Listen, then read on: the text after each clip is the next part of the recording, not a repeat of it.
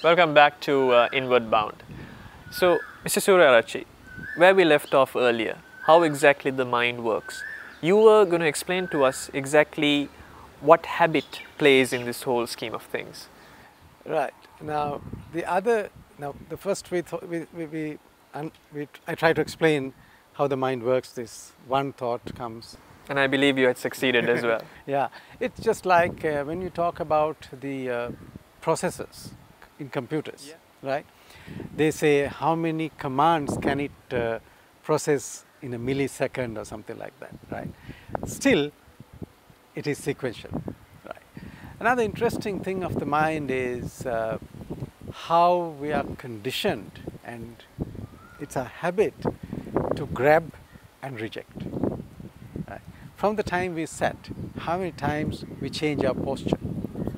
Because we felt uncomfortable and we thought, okay, maybe the other would be more comfortable, right? Because we didn't like the discomfort. Throughout our life, what we do is we move away from discomfort and seek comfort, right? And in a deeper level, what we do is we grab what is pleasurable, what is pleasant, what is good. What is the other side? If something is not good, we push it away. We constantly struggle in this, right? And as a result, we have no peace inside mind, isn't it? We are constantly in a fight. It's a tug of war, basically. It's a tug of war, right? Yeah. Because you cannot control things in the world. Yeah. Right? And I'm not saying be a doormat and allow things to happen to you, but being assertive is not a bad thing. What I'm trying to say is, as a habit, when we are constantly in struggling, that becomes the way our mind works, you know.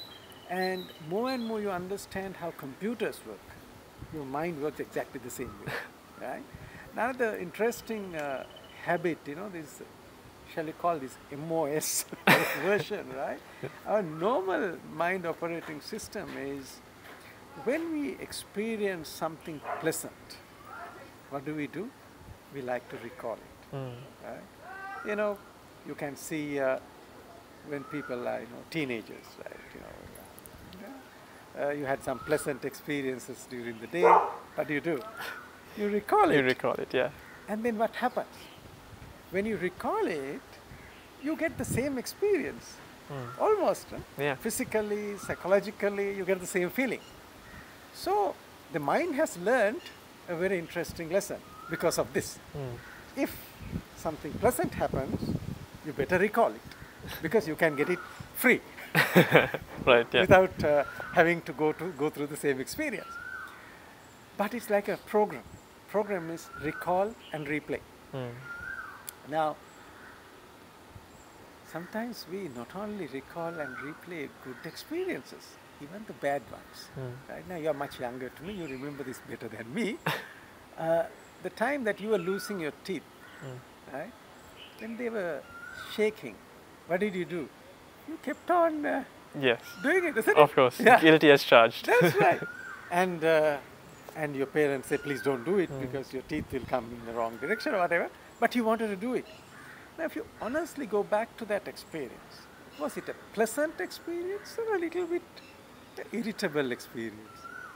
I would take it as somewhere in between, but yeah. But it is definitely not pleasant. Definitely not pleasant, but you tend to do it because, yeah. Because it is something new, right? Exactly, yeah. So, and even now, we do the same thing, right? For example, in office, somebody is nasty to you in the morning at 8 o'clock, okay? And you are in advertising. So I should know. You should know, right? Now, for example, somebody calls you at 8 o'clock in the morning, right? You get this nasty call in the morning. And that is over within 5 minutes. Then what happens? You keep thinking about it throughout the day. Now, that guy calls you stupid once. But by lunch, you have played it back about 20, 30 times. It has left his mind and now it's occupying yours. Exactly. You keep on recalling and replaying, right? So that's another way of our mind, recall and replay. And, okay, pleasant things, let's say it's okay. But then what about unpleasant things? Right? Somebody scolds you in the morning, you think about it during the day, you go home and you tell your spouse, you know, this guy said this, then you go to the shower and you're still with him, right? And you go to bed, not with your spouse, but with the guy who scolded you, isn't it? So you can't let go, right? This is again a habit of our mind. I remember a nice story, it must be true logically, I don't know whether people still do that. Apparently those days when they want to catch monkeys, what they do is they cut open a coconut and have a small opening. And they put some green peas, you know, and chickpeas. Monkeys like it. So they put their hand and they grab it. Now the hand is with a fist. He can't take it out. All what you have to do is let go. But he doesn't know. Now, aren't we the same? Right? So this is another aspect of your mind. As you said, we are the same, perhaps in a more complex way, but it's... Yes, because we carry much more important things than the big things of monkeys. But this is a habit, right? This recall and replay is another aspect of our mind. So we said the mind, thoughts come one after the other. Then we recall and replay. Let's see another beautiful habit of our mind. We are in constant inner chatter. Commentary goes on. Either you talk with yourself all the time, and what do we talk about? Either we talk about things that happened in the past, right? And you go back and you scold people, you tell things what you couldn't tell, right? And debating. Or you are planning the future, right? I think mostly it's verbose, you know, you think verbal. And we also don't even see what is happening. Just like sports commentators, right? You know, they don't allow you to watch the match because they give their perspective and then you don't see what's happening, right? Sometimes you switch off the, I'm not against commentators, but sometimes it's interesting to watch the match without the commentary. Then you experience it your way, right? But our mind is constantly doing this commentary, and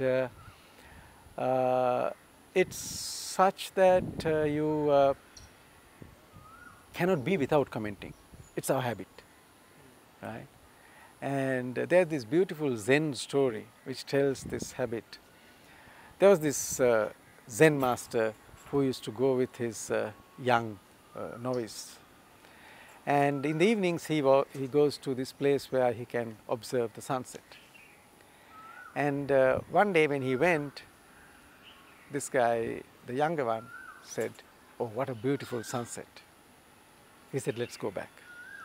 Hereafter you don't come to watch sunset with me." He said, "Why?" "Because you don't know how to watch. The moment you say it's a beautiful sunset, you have missed it, right? Because your habit is to comment. Now, today, because of our cameras, right, we don't see things. Before our eye moves, we want the iPhone to move, to capture. I think in terms of what you're trying to communicate, it's not really the inner voice. It's something that's not as deep as the inner voice. The inner voice tends to drive you towards the right direction. Here, it's just a distraction. The chatter itself is a distraction. I think we'll have to hold on to that thought because we have to go for another commercial break. So once we come back, we'll discuss further on these habits that you explained to us, Mr. Surya Arachi, and a bit more on the application of mindfulness as well.